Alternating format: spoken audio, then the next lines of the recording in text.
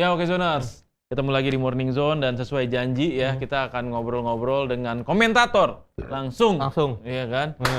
Wih, internasional ya kan yang membawa atau mengomentari Indonesia saat melawan Australia kemarin. Iya kan? Kita undang langsung menggunakan Zoom, yaitu adalah Bung Ma'ruf El Rumi. Kita mau nanya nih, Bung. Kalau Australia itu jadinya trauma, jadi kesannya jelek banget. Iya. Sedikit banyak nih ada kesalahan beliau dari kekalahan Indonesia harusnya. Jadi bukan karena Patrick, bukan ya, tapi karena komentatornya. Karena komentatornya, benar. Sehat, Bang. Sehat. Sehat semua, Bung Ma'ruf, sehat-sehat ya, Bung. Ya. Aduh, apa kabar? Ini kita mau nanya-nanya ini karena nanti malam ini Indonesia bermain melawan Bahrain di Gelora Bung Karno. Jamnya juga lumayan unik, jam 8.45 ya, jam 9 kick off, ya kan, artinya setelah tarawih tuh. Nah, ini menurut Bung Ma'ruf sendiri, kans Indonesia seperti apa? Karena kedua tim sama-sama membutuhkan poin penuh nih untuk bertahan, melaju, menjaga asa di kualifikasi Piala Dunia. Ya, ini menjadi pertandingan yang sangat menarik ya, bahkan lebih dari hidup dan mati dibandingkan dengan ketika pertandingan Indonesia menghadapi Australia. Sekarang pilihannya adalah bahwa realistis Indonesia itu targetnya yang paling mungkin dikejar itu adalah menempati peringkat keempat. Artinya kalau kemudian kita bicara peringkat keempat, kita berarti bicara nanti lolos ke putaran keempat. Jadi 1-2 lolos langsung, 3-4 harus melalui putaran keempat.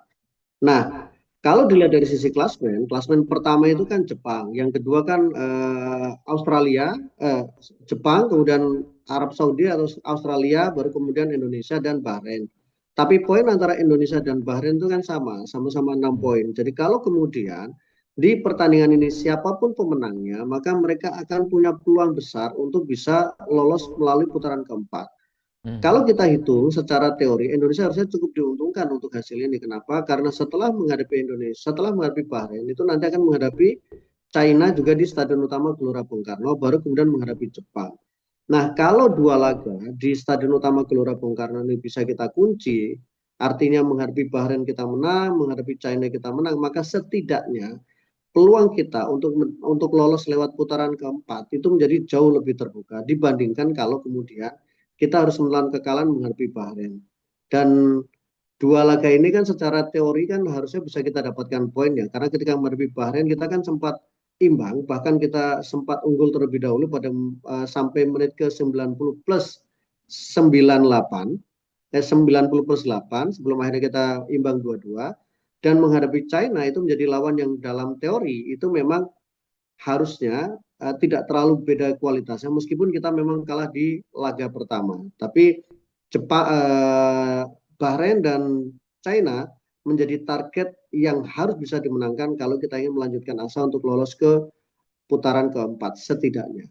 Dan itu juga karena Bahrain sebelumnya juga kalah 0-2 ya dengan Jepang ya, Bung Ma'ruf ya. Betul, Bahrain kalah 0-2, kemudian kebetulan kita juga memang kalahnya lebih banyak ya 1-5 ya, tapi kan kita imbang 2-2 ketika menghadapi Bahrain. Jadi ini yang menjadi sangat penting, menghadapi Bahrain itu menjadi modal yang akan menjadi modal yang luar biasa untuk kita menapaki pertandingan selanjutnya. Nah, pada saat pelatihan nih, Bahrain ini menutup lapangan dengan kain hitam nih. Ini tanda-tanda apa ini? Sebenarnya mau Bahrain untuk pakai kain hitam atau kemudian mau pakai aluminium foil itu tidak akan terlalu masalah. Karena kan pertandingan menghadapi negara lain kan disiarkan terbuka, jadi tak akan ada kejutan kan sebenarnya. Secara teori pakem itu kan sama, daftar pemainnya sama, gaya mainnya juga sama, pemain yang bermain juga sama. Jadi sebenarnya ditutupin kain hitam juga ya mungkin bagian dari cara supaya tidak diintip oleh media. Tapi mau pakai aluminium foil pun tidak akan terlalu masalah. Jadi menurut saya yang paling urgent adalah kalau banyak pelatih mengatakan paling urgent dalam sebuah pertandingan adalah bagaimana kesiapan dari internal tim, itu yang paling penting. Lawan bisa dilihat kekuatannya, lawan bisa diantisipasi kelebihannya, lawan bisa dibaca strateginya. Tapi kalau kemudian timnya tidak siap mengantisipasi, maka akan berantakan. Jadi itu yang paling penting, bagaimana kesiapan timnya, kesiapan Indonesia sendiri, kesiapan pemain sendiri, kesiapan dari tim pelatih sendiri bagaimana mereka menghadapi pertandingan ini. Karena itu Menarik yang nih. jauh lebih penting di luar memang kita bicara soal lawan. Menarik Bung Maruf. Kita mau nanya soal Ya, komposisi pemain nih. Ya kan ya, menghadapi Bahrain. Berkaca pada kemarin ya lawan Australia. Di ya, menit-menit awal kita sangat ofensif, terus kemudian bermain sangat betul. taktis ya. Sampai ada Ya, peluang gol dan penalti yang ternyata gagal ya. gitu. Nah, menurut Bung Maruf sendiri apa pelajaran yang bisa didapat dari pertandingan melawan Australia, terus kemudian antisipasi yang dilakukan saat melawan Bahrain dan komposisi timnya akan seperti apa nanti rencananya? Indonesia menurut Pertama kalau prediksi. kalau ya Hmm. pertama kalau kita bicara komposisi tim, kemudian pasti Hmm. akan ada perubahan ya karena Hilgers Hmm. kan tidak bisa main karena mengalami cedera. Jadi Hmm. kemungkinan besar di belakang akan ada perubahan, di tengah ada perubahan, dan satu di depan juga ada perubahan. Hmm. Setidaknya minimal ada satu pemain yang masuk dari masing-masing posisi itu. Di Hmm. belakang saya sendiri menilai bahwa harusnya Rizky Ridho itu bermain di pertandingan kemarin karena dia dia adalah bagian tim yang hampir tidak tersentuh ketika eranya Sintayong. Dia hampir selalu bermain dengan dengan CIJS di lini belakang dan sudah sering bermain juga dengan Verdong di lini belakang. Artinya mereka sudah paham satu sama lainnya. Yang kedua di lini tengah juga menurut saya akan ada perubahan. Hmm. Mungkin Ivar Jenner akan bermain karena Ivar Jenner lebih punya energi di tengah untuk mengimbangi gaya stylish yang dimiliki oleh Tom Haye. Kemudian ada satu lagi mungkin, tapi ini masih menjadi misteri apakah kemungkinan memang Joy itu akan diturunkan atau tidak. Tapi setidaknya dua pemain itu masuknya Ivar itu akan menjadi sangat penting. Lini depan Ragnar akan main. Jadi lini depan pasti akan ada perubahan. Salah satunya adalah masuknya Ragnar Uratmahun karena di pertandingan pertama menghadapi Australia dia tidak bisa main karena akumulasi. Jadi setidaknya akan ada 3 perubahan di komisi starting lineup. Menurut saya pertama Hmm. Rizky Ridho menurut saya sangat layak untuk bermain. Jenner harus diberikan kesempatan karena dia adalah energi dan punya mobilitas yang sangat bagus dan masih punya kemampuan dan adaptasi dengan baik. Yang ketiga Ragnar itu saya harus diberikan kesempatan untuk bermain bersama dengan entah itu misalnya dengan Marcelino atau kemudian juga dengan Ole. Jadi menurut saya itu komposisinya mungkin bisa menjadi pilihan di lini depan. Kalau soal bagaimana gaya bermain, Patrick Ya. sudah mengatakan bahwa mungkin timnya akan bermain dengan cara menekan. Akan ada dilakukan pressing dengan garis tinggi sama seperti ketika menghadapi Australia. Yang menurut saya memang harus menjadi catatan adalah lebih pada bagaimana cara kita bertahan karena menghadapi Australia, gol kita sebagian besar itu kan dari gol bola mati, set piece tendangan sudut, kemudian ada penalti. Itu menurut saya menjadi poin penting untuk kemudian harus menjadi pembelajaran ketika nanti menghadapi Bahrain. Memang Bahrain untuk duel bola atas tidak sekuat Australia secara postur. Tapi kadang gol bola mati itu tidak melulu lewat tandukan kepala kan, tapi dari situasi scrimmage yang berada di dalam kotak penalti. Menurut saya itu juga harus menjadi sebuah catatan tersendiri. Dan satu lagi tentu harus lebih efektif ketika punya peluang. Menghadapi Australia kita itu punya selain satu gol yang dilesakkan kan ada penalti yang di awal pertandingan. Saya termasuk orang yang setuju mengatakan bahwa kalau seandainya di peluang pertama, di penalti itu bisa dikonversi menjadi gol, akan lain ceritanya. Tapi karena itu tidak bisa diciptakan menjadi gol, tentu itu akan menjadi motivasi tersendiri untuk Australia. Satu lagi, tidak boleh terpancing dengan permainan lawan yang misalnya mereka bermain dengan terlalu dalam, yang mengakibatkan kita agak lupa dengan garis pertahanan. Saya pikir itu. Wah, Siap. Oke. mantap ini Terakhir, penjelasannya. Bang Ma'ruf, Ya. Ya, Patrick kan mengatakan Hmm. bahwa para anak asuhnya belum sepenuhnya mengerti dan melaksanakan instruksinya di lapangan gitu. Bung Ma'ruf ya. melihatnya gimana? Apakah memang seperti itu? Eh, Artinya arahan-arahan dari Patrick Kluivert belum bisa Ya. diterima oleh anak-anak timnas gitu. Ya, Apa gimana itu? ini wartawan nanya wartawan susah jawabnya kalau wartawan nanya wartawan. Jadi Jadi gini, kalau bicara itu saya memahami bahwa karena ketika menjelang pertandingan menghadapi Australia kan hanya punya waktu 2 hari, 2 hari yang Ya. ketemu di lapangan ya. Pasti sebelum itu sudah ada brainstorming yang terkait dengan gaya main atau kemudian strategi yang diharapkan oleh Patrice ketika menghadapi Australia. Nah, pasca pertemuan di pertandingan menghadapi Australia, harusnya lebih punya waktu untuk kemudian pemain-pemain memahami apa yang diharapkan oleh Patrick. Hmm. Nah, pertandingan menghadapi Bahrain tidak ada lagi harus excuse seperti itu, tidak ada lagi Betul. alasan bahwa pemain tidak memahami apa yang diharapkan. Ya. Karena tugas pelatih itu adalah bukan meminta pemain memahami, tapi bagaimana pelatih juga memahami dengan skuad yang ada, kemudian beradaptasi dengan strategi yang biasa sudah dilakukan oleh pelatih sebelumnya. Kalau waktunya mepet, tapi kalau dalam jangka waktu yang pendek, kemudian sudah memaksakan pemain harus paham dengan apa yang diharapkan, harus mengubah pola main yang itu sudah ditanamkan oleh Sintayong di bulan lebih dari setengah tahun, ya pasti akan butuh adaptasi. Jadi yang dilakukan oleh pelatih sekarang adalah bahwa dia harus memahami bahwa pelatih pemainnya sudah dibentuk dengan gayanya Sintayong. Nah, pelatih sekarang adalah menambahkan nilai plusnya. Misalnya, kalau bertanya sudah bagus, maka yang perlu dibenahi adalah bagaimana menyerangnya. Jadi jangan menuntut pemain dalam waktu yang sangat singkat untuk cepat beradaptasi dengan apa yang diharapkan oleh pelatih baru. Tapi pelatih baru harus beradaptasi dengan apa yang sudah pernah dilakukan sebelumnya, baru kemudian menambahkan kekurangan yang kurang ditambahkan, kelebihannya ditingkatkan. Jangan memaksa untuk berubah 100%. Baru ketika nanti waktunya lebih panjang, maka filosofi pelatih baru itu baru bisa ditanamkan.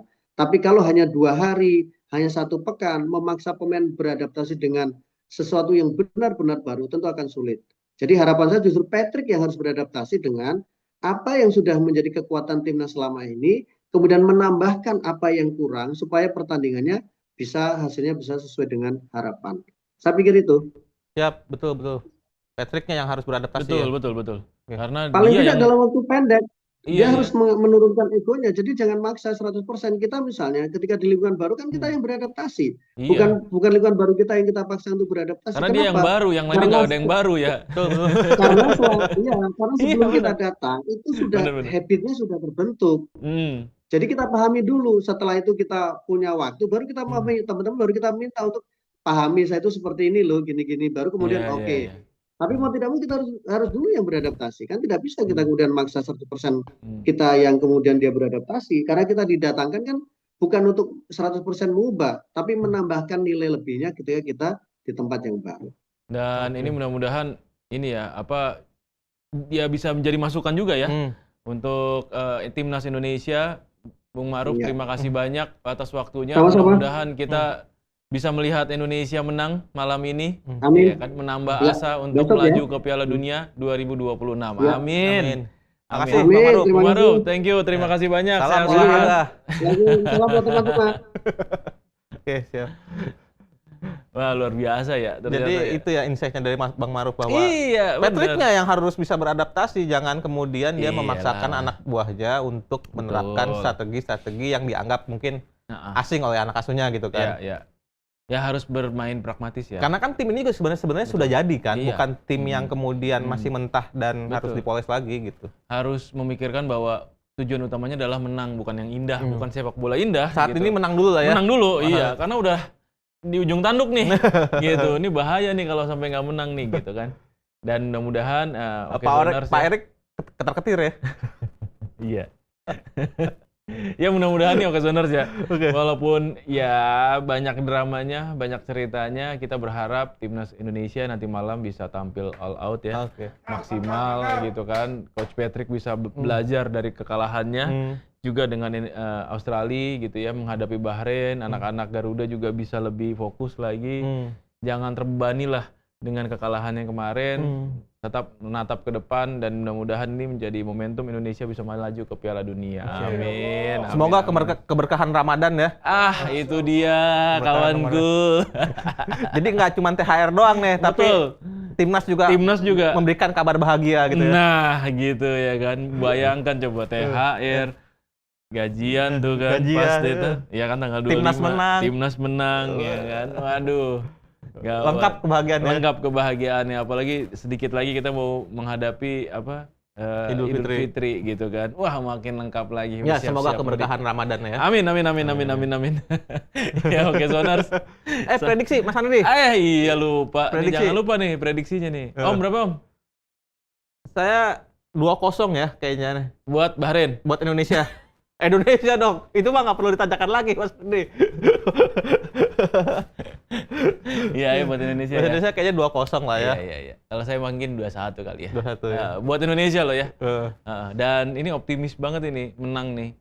Kan kadang-kadang gitu, kita udah optimis, kita yakin-yakin, namun kadang-kadang ya apa yang terjadi di lapangan suka berbeda gitu dengan apa yang kita harapkan, kan keseringan gitu ya. Kayaknya yang bikin kita rela patah hati berkali-kali cuma timnas deh ya. Asik, sedap, ini dia nih. Beberapa kali Quote of the day. beberapa kali dikecewakan tetaplah Iya, timnas mah gitu. Iya. Kalau yang lain ntar dulu deh. Mau sampai babak belur juga dikecewain juga timnas. Timnas. Iya, oke. Ya oke Zoners. Nah, selamat menyaksikan nanti ya pertandingan Indonesia lawan Bahrain. Saksikan di RCTI, kemudian ulasannya ada di okezone.com. Yes. Gitu. Dan ini menariknya adalah karena kita mengulasnya secara mendalam ya. Dan kita belum tahu nih, mungkin nanti sesaat lagi kita akan mendapatkan informasi siapa line up-nya. Ada live reaction juga ya? Ada live reaction di juga Okezone juga. Di Okezone juga gitu. Jadi ini lengkap nih paketnya. Jadi silakan disimak di semua platform Okezone ya kan, termasuk di RCTI Plus untuk pertandingannya. Oke Zoners, terima kasih atas waktunya. Kita ketemu lagi besok di jam yang sama, jam 8 sampai jam 9. Sampai jumpa. Assalamualaikum warahmatullahi wabarakatuh.